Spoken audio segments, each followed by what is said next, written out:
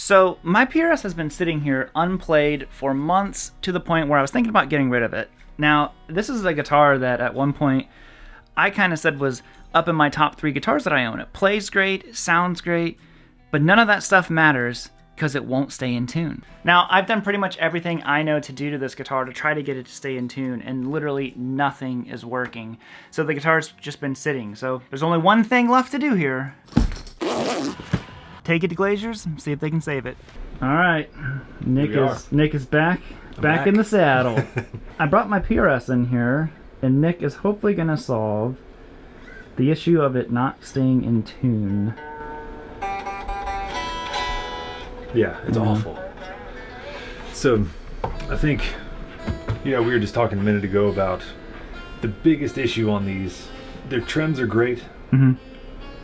90% of the time, they need a little adjustment here and there, but they're one of the best straight out of the factory. I love the tremolo system that PRS uses. But I've had issues on these before with the bone nut, and I could tell immediately, just tuning it up to pitch. One thing I do to test them is just touch that, and you can see, I just had it in tune. You just kind of push it down just behind the... If you just touch it, you don't want to do, Van Halen. You don't need to go that extent, but if you just get it in tune. Yeah, do it again. Let me do the tuner. So it goes pretty far out. Yeah, so that was me just touching behind the nut. So that tells me your nut slot's pretty jacked. It's a little too tight. Just binding on it? Yeah, it's binding in there on the D. And then when you have a trim, if one string is binding, then it's messing up the way your trim is set too, because you're out of tune, and then it's going to throw everything else with it. Okay, and I keep this trim locked down even, so it's still even messing it up. It won't matter as much on this, just if you have a trim and you hit that and it throws it way sharp, it's going to pull your trim just slightly higher, and then everything else is going to start going flat. The nut really is, it's kind of probably overlooked, but it's the key to everything. All of that. Okay, so I wondered if that was the issue on it. Get the neck relief set where we want it, and then the nut's the very first thing that we start adjusting. It needs to be raised. Yeah, so I don't know if you can zoom in quite far enough. We cut our nuts pretty low, because the nut is it's basically an extension of the fret. Yeah. So if you fret between those and tap there, it's a tiny gap in there, or should be. So we try to leave a little extra on the nut just so we can have a little bit of wear. So as the fret wears out, or as the nut wears out. But this one, I have nowhere to go. Let me zoom way in. There's just nothing there. Yeah. And since I have to widen the slot, I'm going to have to drop it slightly. So what we're going to do, because you want to keep this nut, I'm going to take this nut out and we're going to shim it from underneath, because every slot is too low. So there's no sense in just filling 6 slots. Right. So I'm just going to raise it from underneath, and then we'll get a fresh start on it. And you said you have to widen the slots on it, so that's why we have to shim it. Right. It may look like it's wide enough, like up here. You can see how it's moving back and forth because it had 11s on it before. Yeah. But at the bottom is where the issue is. Just something is binding right at the bottom of the slot. We almost had a cameo from Joe. He left too fast. Tension or anything like that. Yeah, it's got... Just...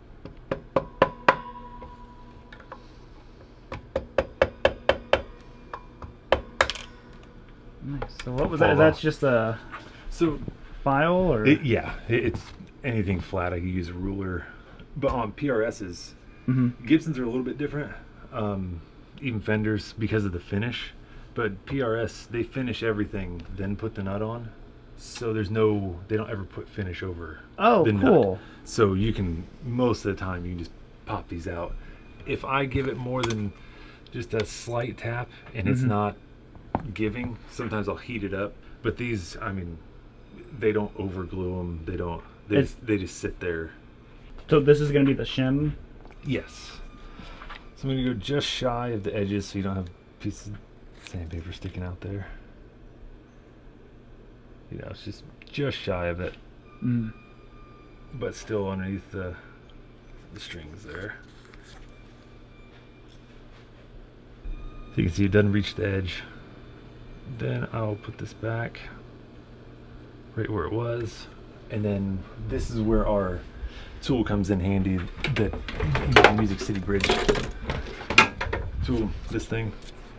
Oh yeah. The little slot gauge. This is where it comes in handy. I can tell without gluing it in if I'm going to have enough room. Just checking across there. So I know that I have enough room to come down. To come right on. Right on. Yeah. So I have enough room. So what I'll do is I'll glue this in and then we'll get the cut. Okay. So what is this thing? This is something that you guys make? Yeah. Music City Bridge. We make that just for instances like this where you can put the nut down, know how high you are off the first fret.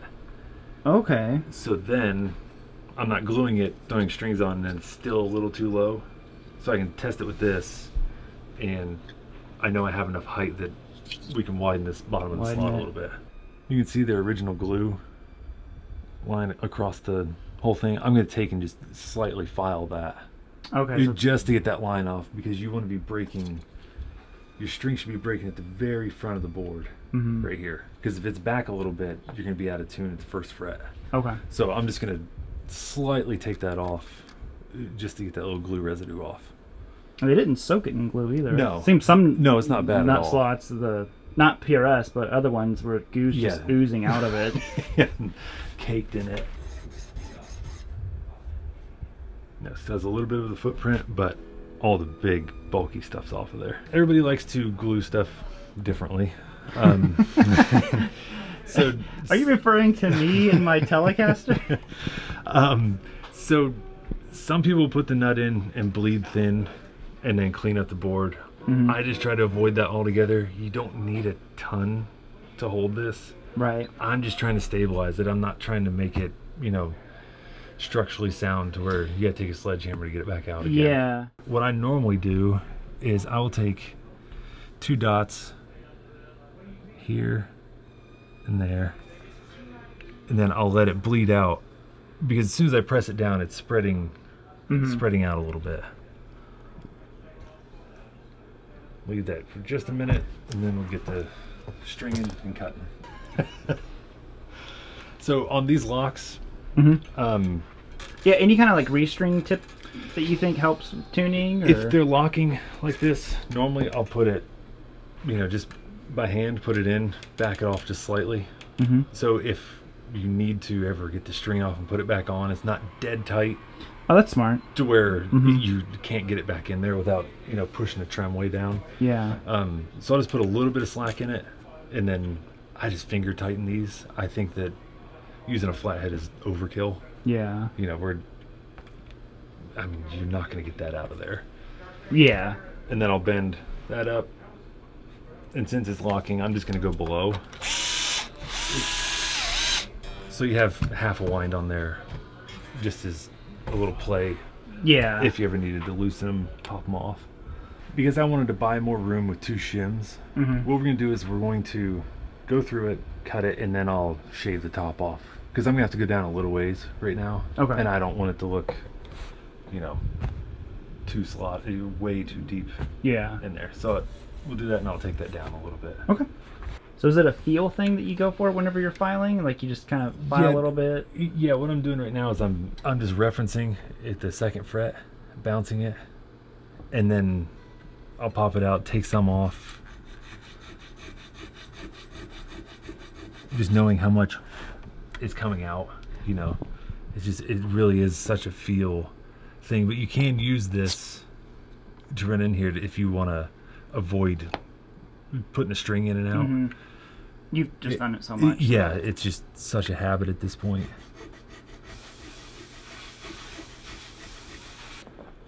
So once I start getting down about where I want to get it, I'll take this and I'll just touch back here. Oh, you're doing the... So if I do need to adjust something, I have a little bit of room. So but since I'm golden, it's just not... Yeah, do it again. So you're bending behind the nut. Yeah. And it's just dead on now. Right. So then I can just get my height right where I want it, doing the same thing I'm doing. But I'll show you on the D what I'm going to do Is that the one that was test going that real and then sharp go back and yeah. before?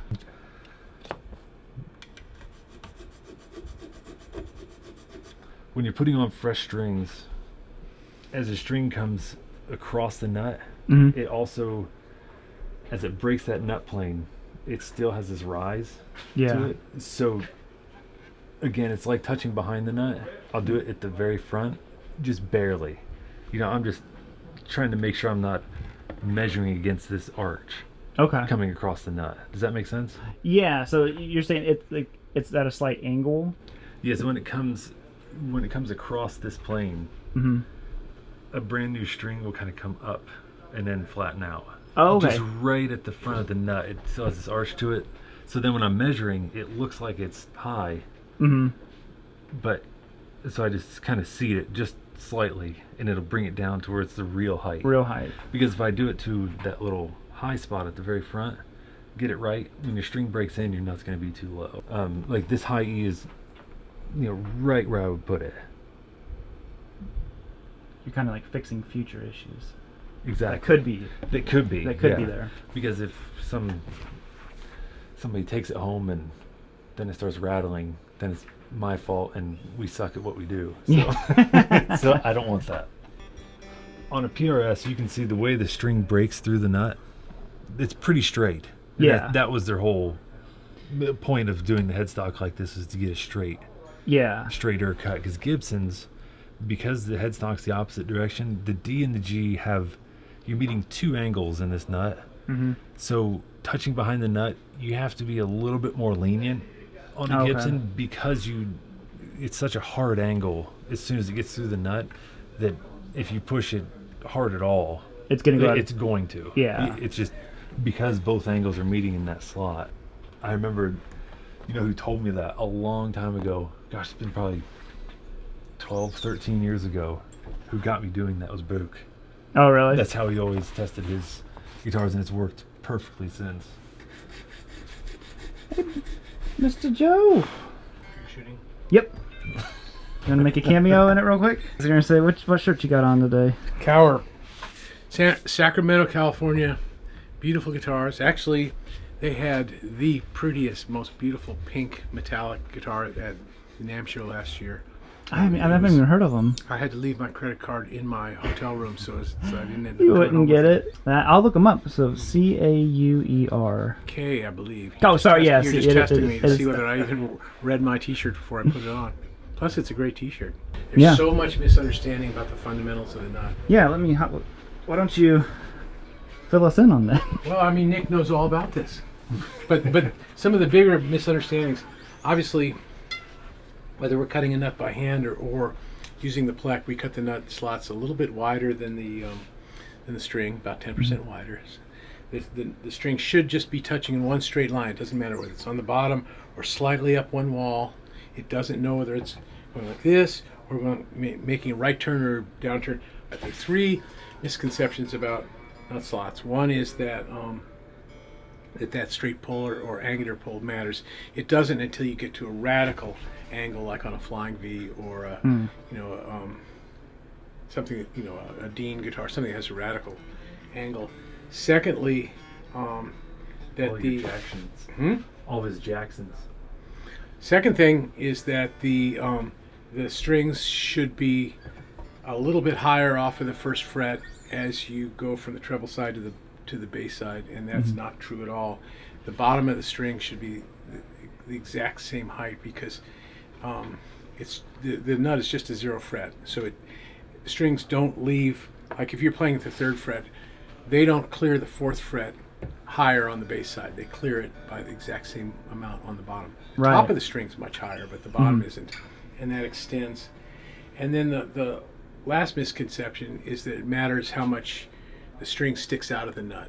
People have this thing about, they've got this obsession about half of the string sticking out of the nut, and it might look nice, but it doesn't affect the tuning at all. Doesn't matter. Because it's only touching in this one little line, and it really, it's cosmetic.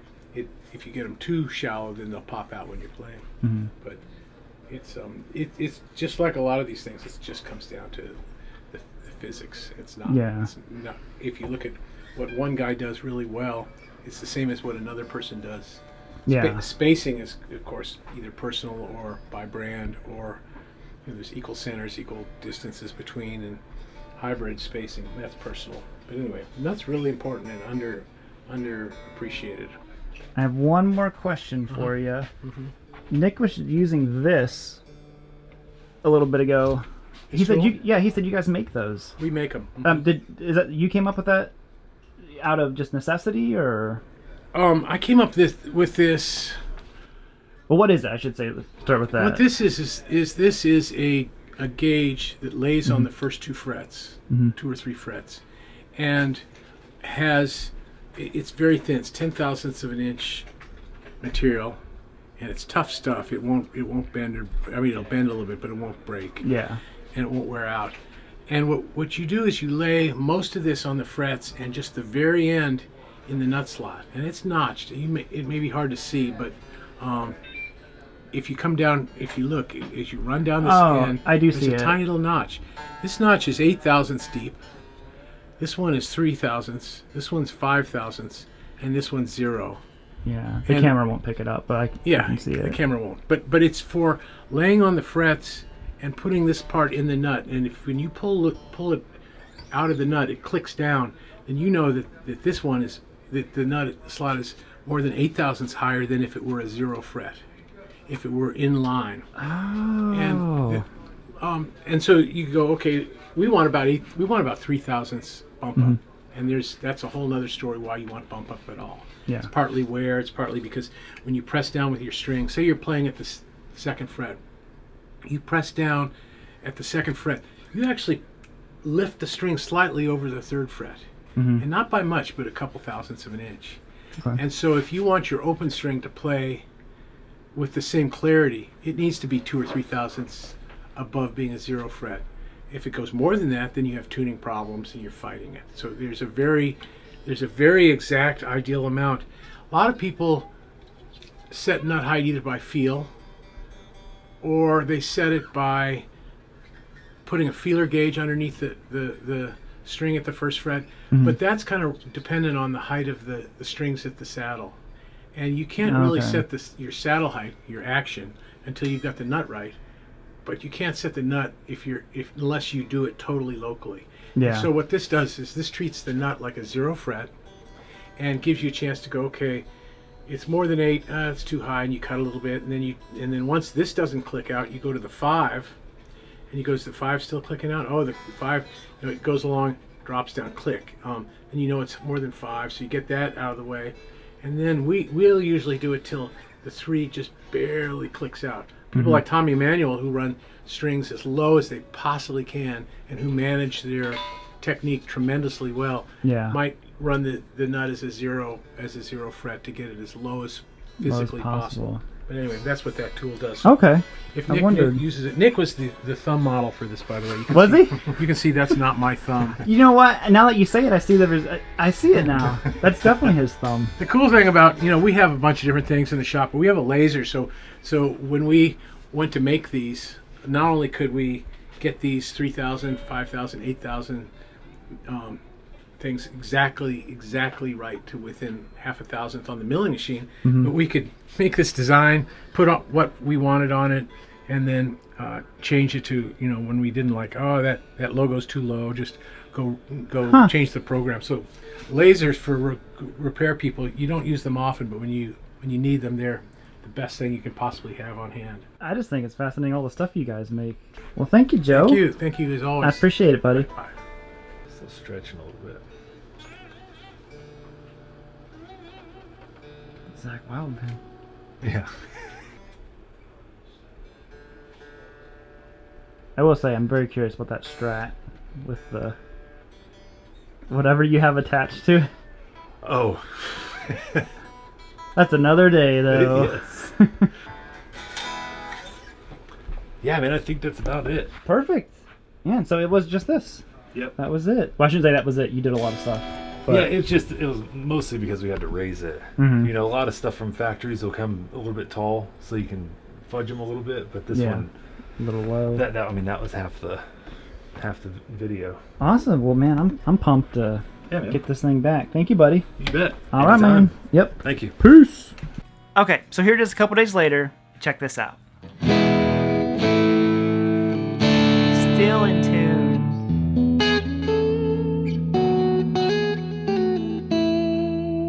Oh, it is so awesome to have the DGT back in working order.